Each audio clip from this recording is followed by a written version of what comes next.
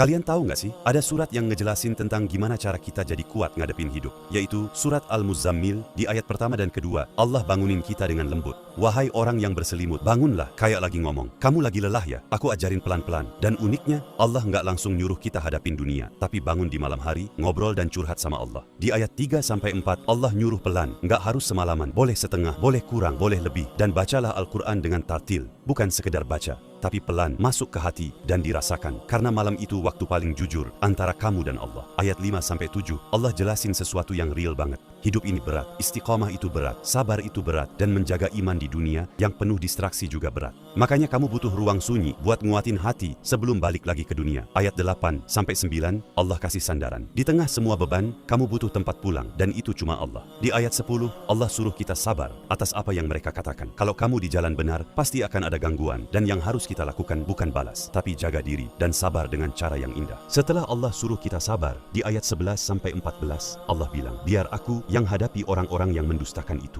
Dan Allah gambarkan neraka dengan belenggu-belenggunya, hari kiamat dengan guncangan dahsyatnya, gunung pun hancur. Di ayat 15-16, Allah jelasin tentang contoh sebelumnya. Firaun yang dikasih peringatan tapi nolak dan akhirnya hancur. Di ayat 17-18, Allah nanya lagi ke kita, bagaimana kamu mau selamat dari hari yang begitu berat?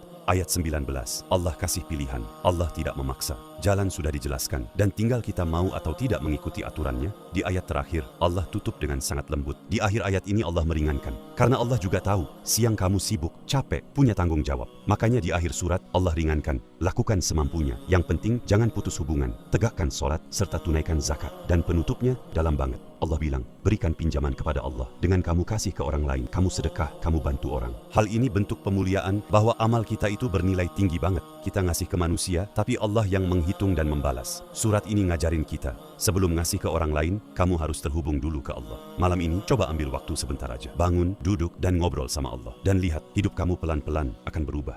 Jika bermanfaat, save dan share video ini ke orang tersayang. Follow Instagram Kelas Mengaji agar kamu tidak ketinggalan info bermanfaat lainnya.